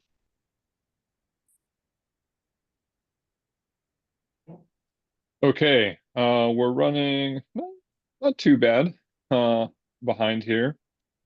So let's see, our next piece, we've got a bunch of documents to kind of put some finishing touches on here, and hopefully we can get through most of those. So next would be our safety document. I think we got quite a bit done with this, and we had a few other last votes. I know Matt sent in some things that I added about psychosis. Let's see, Taylor, what did we get you with an early morning here? Oh, just very minor just some things. language. Yeah, that looks great. Some minor phrasing, that looks great. Go ahead and accept that. Okay. Matt, I did add your comment, I think, down at the end around the psychosis risk. Perfect. I didn't put it in the top one because I can't say it's like, here are the common side effects that everyone needs to know about. But I could also see that it's not only adolescents that would be at risk for it, though probably the cohort that would be at highest risk by starting cannabis use early. So I don't know how to make this perfect, and it's not meant to be the comprehensive thing for safety, but I'm open to moving that around, or if you think having it down to number 10 is good enough.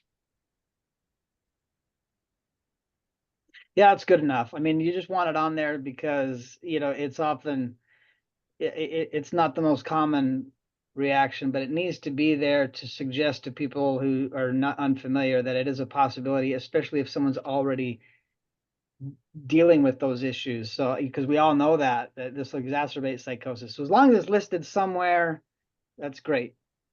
Okay. All right, then I think we'd be all set with this, that we could approve. And then I think Sarah with the PIO team looking at maybe reformatting this into some website and other handout friendly things like we did with the patient assessment tool would be kind of some next steps.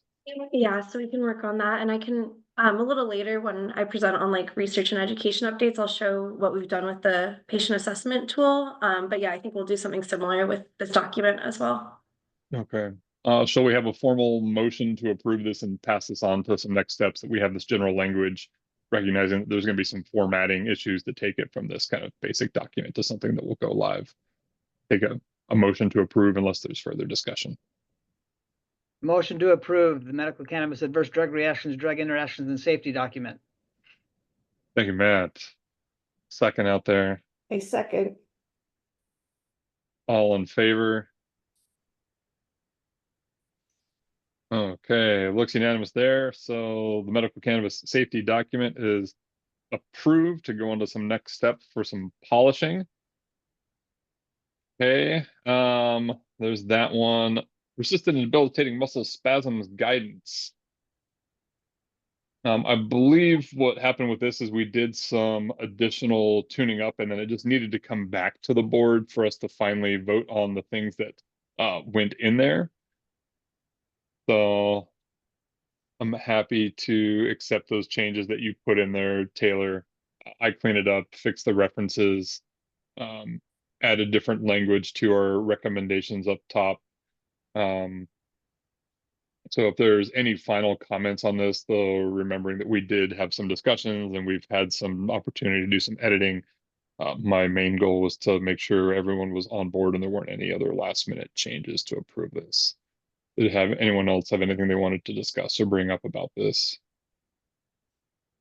I just wanted to say I do like the intro boxes to kind of frame everything. That may be all that many people look at, and I think it's just really, it's well done.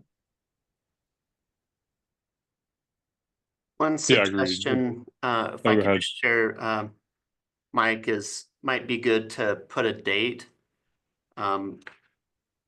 So people know this document has been updated by a certain date. Well, I think that's great for all of these of, if we have sort of the running thing of first written date X, revised on subsequent dates, then that's helpful to see, for everyone to see that this has been a living document. Probably Right. something good practice to have for all of these if we can have dates as we should move probably forward. retroactively add it to all of them, don't you think? Yeah. Something like in a footnote or a header. Right. Yeah. Yeah, I think one of the strengths is the fact that these are reviewed and that Lauren supports the board in doing ongoing literature review and updates as needed. So that's great.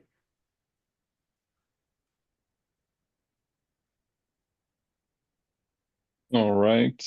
Yeah, let's add some dates on there. It looks like it's cleaned up, or we can accept the last couple track changes pieces that were left over. And we'll take a motion to approve this document. I'd move to approve. And I'll second. Okay, all in favor? All right. Persistent and debilitating muscle spasms document is approved by the board. HIV/AIDS. All right. I got to this one finally yesterday. I'm sorry, Lauren. You have so much good stuff. Try to get it all in here. I think hopefully I updated the right one. If you find my edits in here, then you'll know we're in the right document.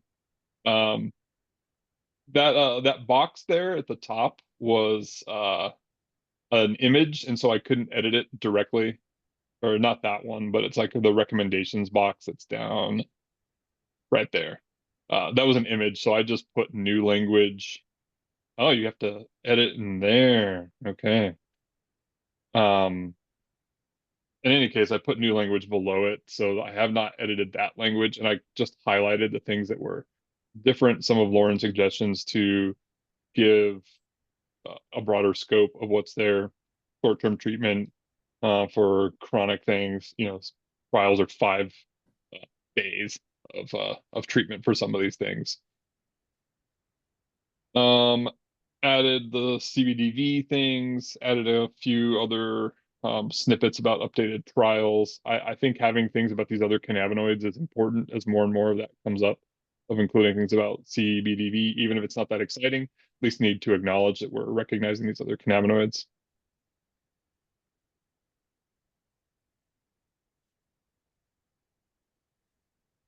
I kind of struggled here on this adverse drug reactions and drug-drug interactions, Lauren, of how to summarize all of this up into one guidance document. There are tons of things out there, and hopefully these patients are at an ID clinic with an ID pharmacist who is looking at all of these pieces of things, and I don't intend to replicate that in this guidance document other than to say someone should think about this and monitor their therapy. And that's what I put at the end of that, because I think including some safety in all of these guidance documents is important. Any other thoughts on that top piece? I think if you scroll back up just above this comment, and I'll get to this one in a second, Sarah, for this upper section, either as the top line recommendations or additional language to put here in the explanations.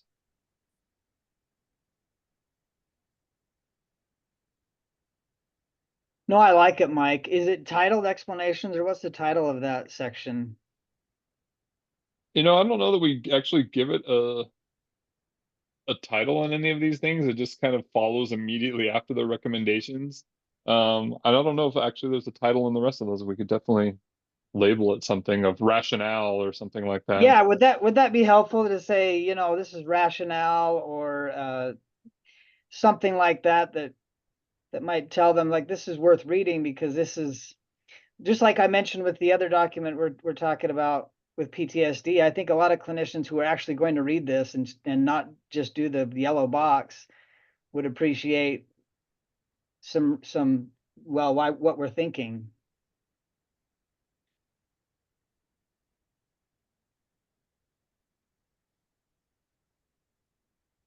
Because as Taylor said, sometimes the statement is sometimes dismissive, or you said that, Mike. Sometimes it's very dismissive, but yet we see widespread use. And so our role might be to kind of connect those two dots and say, well, here's what we know and here's what we don't know, but here's what we think and here's what's reasonable. And, rationale sort of summarizes that. Yeah. I like that as it's kind of our why statement. This is why.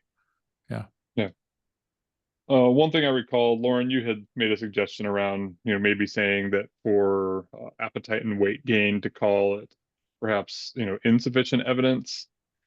I think our language is limited evidence for weight gain and appetite.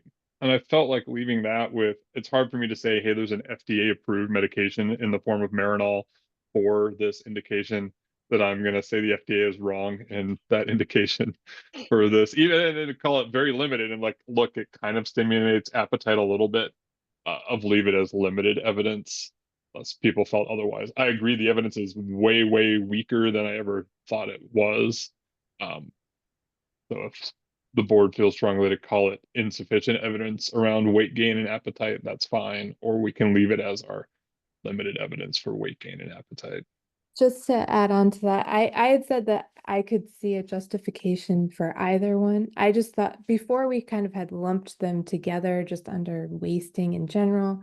And I thought the evidence for the two different outcomes was a little bit different. So we might want Okay. Yeah. to add those outcomes. And then you could elect. I think it's fine if the board would like to keep it as limited. I think the evidence for the increased caloric intake and appetite is stronger than for weight gain, but it would be fine to leave both as limited, in my opinion. Can you put maybe like you could say limited and then explain what you just said, Lauren, if we could include that in some way. Say it, we have evidence for this, which is likely related to that. In other words, like the caloric intake and the weight gain are related concepts, but we have more evidence for one than the other.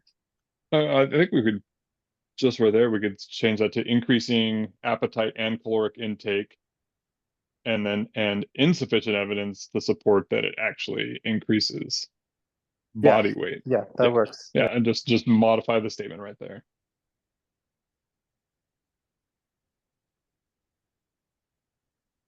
I think that's good. Yeah. I think that kind of speaks for itself of we all understand there are preliminary outcomes of you eat more and you feel like you have more appetite, but what does that actually translate into? And I think that speaks for itself there. Mm-hmm. Much more clear.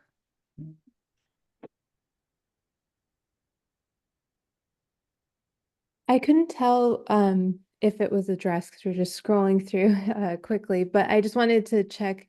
There is, in the previous version, there was a big part at the end that was kind of just a copy paste from the chronic pain document. Yeah, that was Are- my next Oh, okay, yeah. comment. So I know I like that.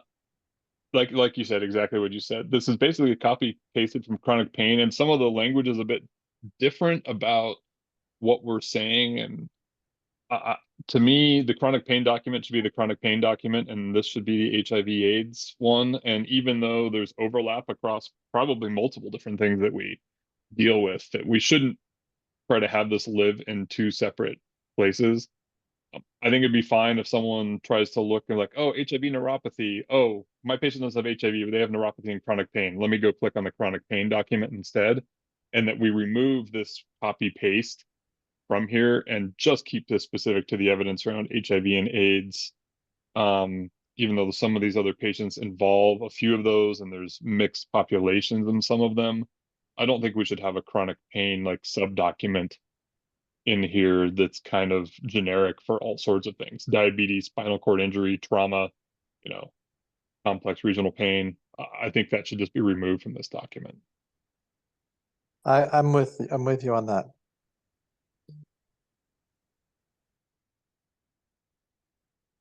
Maybe in the section that does talk about the pain, we could refer them to the chronic pain document. I That's agree, correct. Lauren, because I would have some kind of statement directing them to read the chronic pain document. If we're going to remove that, make some kind of statement to say that it is relevant to HIV, but we're not going to be repeated here. So please see this other document. Some kind of statement like that. I agree with that.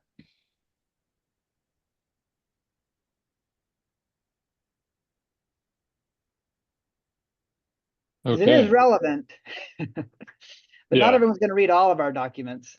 No, and if it's in two different places and we're trying to keep multiple things up to date and you see evidence and language that's slightly different within the same document, then I think that's just confusing. And it's fine for us to have different recommendations around chronic pain as it relates to different conditions, but having it all in the same document, I don't think is the best way to do it.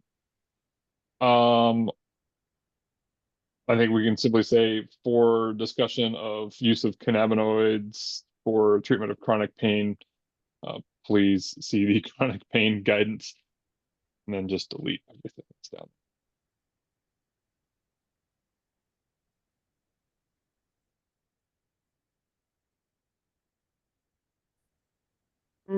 Are we thinking just delete like the next few pages down to here? That's all chronic pain. Yeah, I think that's the end. That may require cleaning up some of the references too, if there are references that are specific to that section.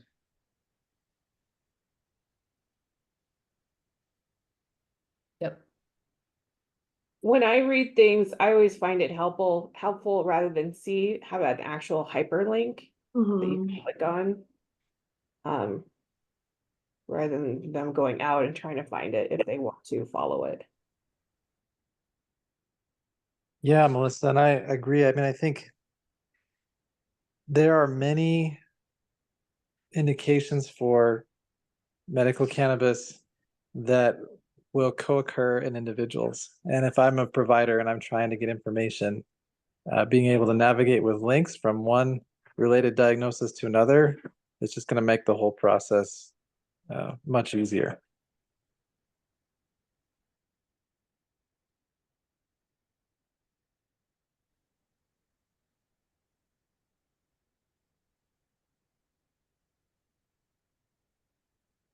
Okay. Does this document need any more big offline work, or can we agree that we're in a good spot now as a board, and then with it just getting cleaned up? Okay, we'll do it again. Motion to approve and make it official. Move to approve. With the Second. edits. With the edits we. The edits. with the edits as discussed. Okay. Yes. I second. All right, all in favor? Great. HIV/AIDS document is approved. We're making some progress. Do want to make sure we get some public comment in at the end here. I think we've caught up a tiny bit. Yeah. That brings us to Russ, your recommendations for researchers document. Yes. I know we did quite a bit of work on this offline, Fine. but Yeah. I'll let you introduce or take it from here about this one. Yeah, there were some changes that we made offline. And I don't have a problem with these minor corrections that Taylor's suggesting. That's great. I think that's fine. Let's see if there's anything else on here. I know Taylor made another comment this morning about, we were discussing the word illicit versus non-study use. We did put non-study use in there, and we did that offline. Has anyone else had a chance to look at this? I mean, it's really not a long document, so it's.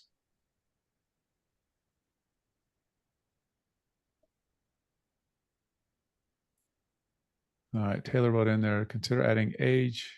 Yeah, that's fine. We can do that too.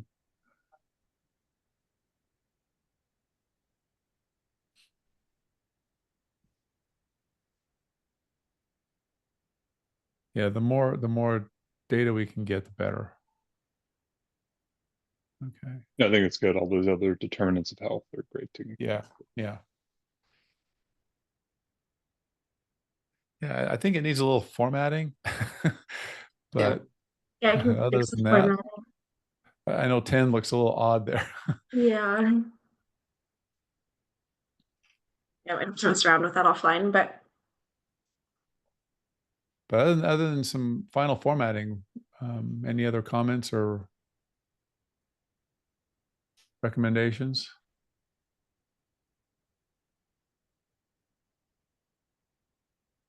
I like it, Russ. I like that it's simple. Yeah. 10 points that we would really love to see, especially as we move forward. University of Utah taking the reins and maybe conducting some of its own research, or at least being influential in research to come. I think this would be hopefully helpful. Yeah. I would, those- I would not limit the blinding efficacy just to clinical trials. I think blinding and randomization is important, whether you're talking clinical or preclinical. And I don't think it's discussed sufficiently in a lot of studies, regardless of what context. I was thinking Of them both investigator blinding, you mean as well then for Yes. animal trials? Yeah. Yes. So you want that to say both preclinical and clinical, or just, is that sufficient, Melissa, Misty? More inclusive, yes. Yeah. You could say good. patients and investigators then. Yeah. That way it's Yeah. talking about both sides of the blinding. Yeah. as Lauren was presenting Jetly 2015, and how the risk of bias, the ROB, and it looks like she plugged it into, I looked it up, it's like a website and stuff. That's pretty cool, but I was looking at everything here because of how Jetly was just not recommended, and I was looking at what could they have read prior to this to have made their study better, so we could have trusted it a little bit more. But the risk of bias, the ROB, and just looking, so if people follow this, is the risk of bias, so we can trust the results, and it's not like a Jetly 2015 that we say, yes, we can't, it's a study, but we can't trust it.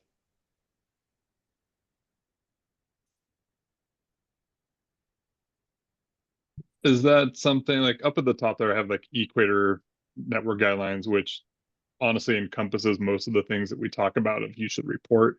Right. Could we kind of put that up there? Equator network and risk of bias. I don't know what the phrasing is for that. If there's some sort of like Yeah, I'm not sure tool either. to use before you do your study or before you write it or something like that of how to phrase it in there, I just or if included, we have a link to it. I just included in the chat a link to the common data elements on the NIH website that's recommended when you're setting up trials for consistency between research laboratories or program sites. It, especially with the issues related to the variance and placebos, this is an attempt to kind of start at an even playing ground and make sure common things are being reported between locations and between studies, et cetera. Okay. So And really also there's a separate risk of bias tool. Maybe we can exactly. include all of these of like, here is the baseline for how to do good research, no matter what you're doing. And then here's our opinion about cannabis specific studies. And we have these kind of three main things. Here's from NIH, here's from Equator, here's the risk of bias link. Right. Now consider these following 10 things that we see as common problems specifically related to cannabis. Yeah. And we can get links for both of those extra parts. I like that. So once It's a this is really- approved, do we have a mechanism to distribute this? Like Rich, is this something that you could take to a regulators meeting, or we could just disseminate in some research forum? I don't know. It's just, Absolutely. I have relationships with, of course, the University of Utah Center for Medical Cannabis Research. They have relationships with other universities and research centers that do similar work that facilitate research in their respective states. And so I think that would be a good resource is coordinating with the University of Utah Center for Medical Cannabis Research and Distribution, but also with the Cannabis Regulators Association. I'm co-chair of the Medical Cannabis Committee, and this is a topic that comes up on occasion. So I was, just before you mentioned that, I was going to ask if I could share it with them, and Yeah. I'm happy to do that. I think they would find it as a resource, and so also if any of you have other suggestions for how it be shared, you're welcome to do that, to share those thoughts. at least to Yeah, I get the think that's conversation going. And if they like the Yeah. document, then great, even better, that we've assembled the list, but at least to get the conversation going among those circles would be awesome. Yeah, and I know the University of Utah Center for Medical Cannabis Research is a member of an organization that is just represents other research centers, and so it may be helpful for it to be shared in that setting as well. Excellent. This might be getting into the weeds a little bit, but we ask for delivery methods used. There's also the issue of the excipients used. And this is more an issue. I don't know how much of it, how much of this applies to the clinical side of things, but preclinically, you see people using different vehicles for delivery into the different animal models, and especially when you get into using DMSO and some of those things, it can have impacts on, in my field, particularly the seizure thresholds, et cetera. So if the vehicles are having vehicle effects, it really helps to know that everybody's using the same preparation techniques, not just the same cannabinoids, since they are difficult to get into solution. There So could be like delivery methods and excipients, or delivery methods and vehicle, or if there's some little phrase we could add to that number one, Misty. yes, Yeah, I like the idea of, yeah, that's good. and I know that's leaning more on the preclinical side, but it is very important. We're down to about the last 5 minutes of our meeting. I want to make sure we can do some public comment, and we may not get to all the things here. Are we in a good enough spot, Russ, that we can move this forward, or does this need any more work offline? I I think it looks good. I think just the formatting and then presenting it. When Matt gave me the assignment, my inclination was it really needed to go to the U of U. That was my inclination. We'll definitely get it to Valerie's on the meeting here and to the Center for Medical Cannabis Research. If Okay. we're comfortable, I'd be Good. happy to move to approve that for Yeah. sending on. I accept your motion, Misty. Second. Second, all in favor? All right. Sarah, we don't have a lot of time left. I know we have a member of the public that was messaging us here about making a comment. If you Yeah. have some things you want to share. We can skip mine for now. I can just send it in an email real quick, but I think we If should there's make sure. anything, okay. If there's something you want the board to know about and discuss, then we can definitely do that. I don't want to skip you just because you happen to be at the end of the Last. agenda. No worries. I mean, I could just show it really quickly. I just kind of wanted to show everyone what we worked on with the patient assessment tool and Oh yeah, I kind of think our that is intention. good. Yeah. Okay, so Danielle and I, who is our PIO officer, we want to create a one-page handout that we can give at conferences and that providers can use to reference. And we wanted it to be really easy, really straightforward. So this is what we created. And, you know, it's just something that providers can ask directly to their patients of like, do you have a qualifying condition? Going through these questions to see if it's good fit, and then what are the plans for ongoing care. But then we also want to make sure we included all the really good information that you guys had in that initial document. And we want to give them like, you know, tools to use and more information than just the questions.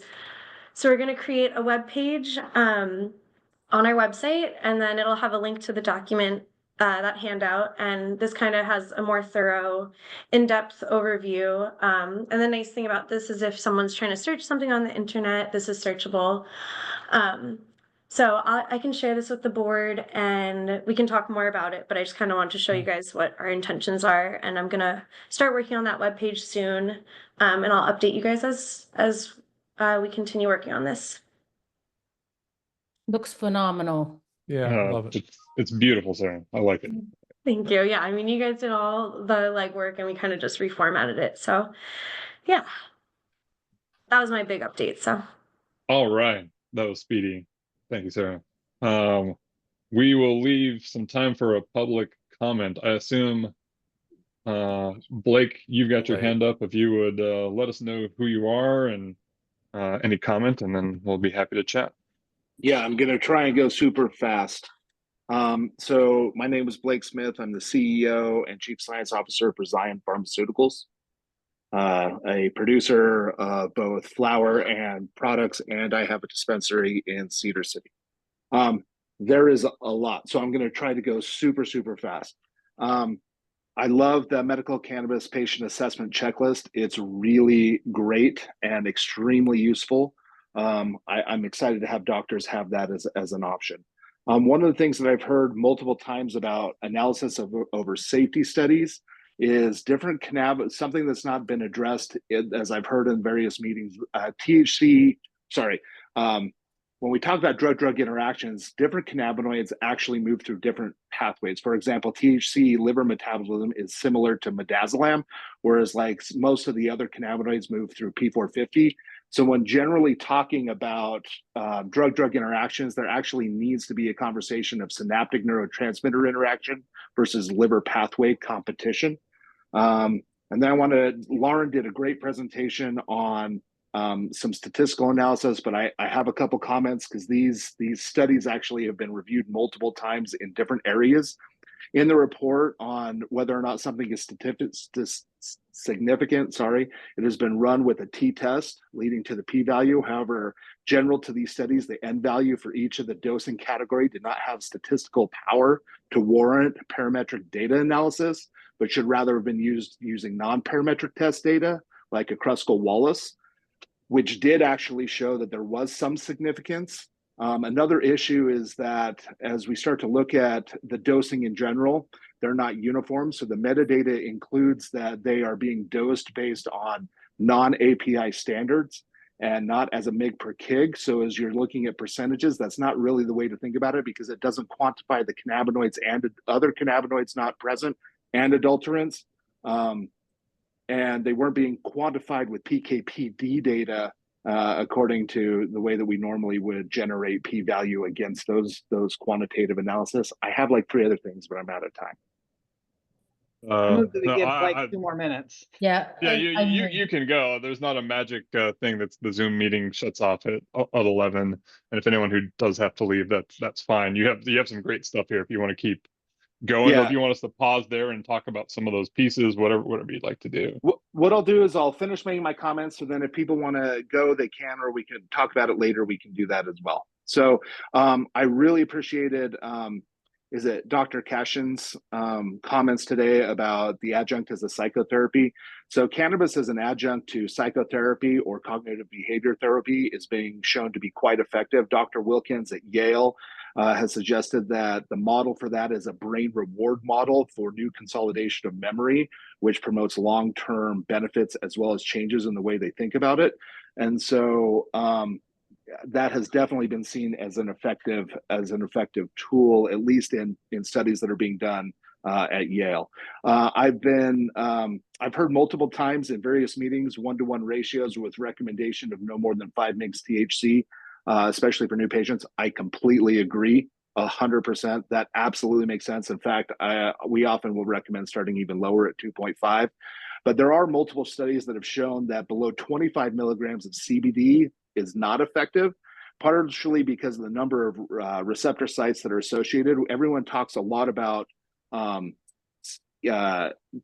receptor system 1 and cannabinoid receptor system 2, but if you actually go a little bit further and look at where CBD is being metabolized, it's mimicking GABA, and the number of receptor sites associated with CBD induction into the system itself is so vast that if you're below a certain milligram, it doesn't actually have any effect systemically or even at a cellular level. And so typically data we're looking at right now shows that about a 1-to-5 ratio is more effective. So if you were to do a 5 milligram THC, you would actually be looking at a 25 milligram CBD. Other than that, you're not actually getting any benefit from some of the other minor cannabinoids. Different minor cannabinoids have different uptake rates based on which neurotransmitter they're mimicking. So the receptor sites are different. So in the case of like CBG, you don't need to have it as a 5-to-1 ratio. A 1-to-1 ratio of CBG to THC seems to be effective. But there is some data. I don't think I have time to talk about some of those things. And the last thing I wanted to say is there are some producers that produce formulations that meet API drug purity standards, and they can do it in almost any administration form. And so a lot of times when we look at these studies and they're doing, smoking or percentage base, or, it has 20.2 milligrams of whatever, look, it can all be produced at 99.99% purity and put it into exact mg per kg ratios if anyone wanted to engage in those studies. Thanks, everybody. I really appreciate the work that you're all doing. I appreciated the presentations today. Thank you so much. Blake, really encouraging to hear that from you, because we always wonder what's happening, outside, and we have all these same questions. And I think, Russ's research recommendations he just showed kind of echo a lot of those things you just talked about of drug interactions encompass a large number of things, not just metabolism and excretion, but also on the pharmacodynamic side as well. And all this stuff is just so understudied, at least when it comes to these randomized, controlled, and clinical trials, for us to actually see what happens when the rubber hits the road. And we would love to see actual, PK data on these studies and see what kind of concentrations people reached and how did all this work. Would be amazing. We would love to have all that. And I think it's tough for us to take some of the preclinical data or in vitro data or just volunteer studies and things, and then we could hope to have all that show up in a clinical trial, so then we could actually see what happens. So I love all those ideas, and I would love to see more studies that incorporate all those things that you talked about, for sure. Well, one thing I will just say is we're about to engage in a study with Ethos to do an escalating dose model. And so Ethos has already agreed to this. Now, obviously, it'll be an animal model. And we have just completed a comparison of NSAIDs versus cannabinoid therapies, specifically CBD and CBG in horses for lameness. And so I will get you that report when it's published, but we're waiting to hear back from Nature, see if it goes. So. Yeah. So I'll add another comment, if I may, Mike. Thanks, Blake, for your comments. I really love it. Your contribution. I agree. One of the challenges I find in clinical practice is when a patient wants to go get a product, the one-to-one products are more available. The 1 to 5 products maybe less so. And if we truly wanted to be precise in dosing, we'd separate it, by THC and then by CBD separate, and then you could always have that high dose of CBD and then vary your THC dosing. That would be more clinically precise, but it's harder. Well, then they have to buy 2 different things, and then they got to vary the dosing. So you get into challenges of simplicity or complexity with patients. I wish we could make it simpler. And I think isn't it interesting that the natural plant mimics more of a 1 to 3 to 1 to 5 ratio anyway, right? I mean, isn't it? It varies obviously with the type of plant, but I think I appreciate your comments, and I'd love to have more and more support for that type of dosing. Yeah, this has been my point, is that a lot of the hybridization has been focused on THC, and we're pushing other cannabinoids to the side. And that was what I found with products out of the state of Utah. I actually don't know what we're doing today because I haven't been to a pharmacy in a while. So I have to admit some naivete there. But my recommendation typically for most patients is a 1-to-1 CBD to THC and a 5-to-1, in that range. And that's where I'm sitting. I think Blake makes a good point that we often look at CB1 and CB2 and forget these cannabinoids affect other receptors in the body, like the serotonergic receptors, the 5-HT1A. We've got TRPV1 and TRPV2. I mean, I just don't think the studies are doing enough of a job to tell us what is affecting what and how people are being impacted by use of cannabinoids.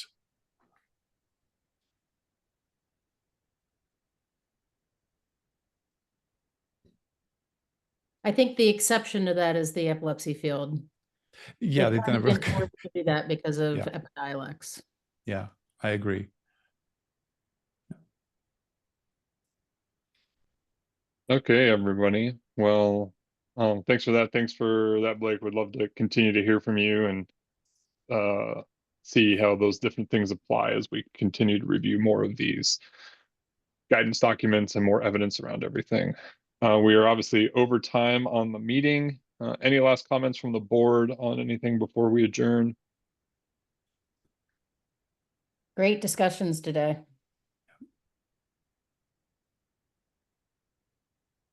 Yeah, thanks Okay. everybody. Lots of good votes. We'll keep you informed on the items that you asked us to get back to you on. Okay. Yep. Well, let's call it a day then. A motion to adjourn to make it official. Move to adjourn. All right. Just gonna say motion is accepted. We're done. We'll call the meeting officially over for this time. We'll work on getting something set for 2025, and then look out for Sarah's email about updating the PTSD document so we can come back next time around and get that approved. And I think our homework is less this time because we've checked off a lot of other boxes. So only one homework assignment instead of 4 or 5 like we've had recently. So thanks everybody. Thank you. Thank you.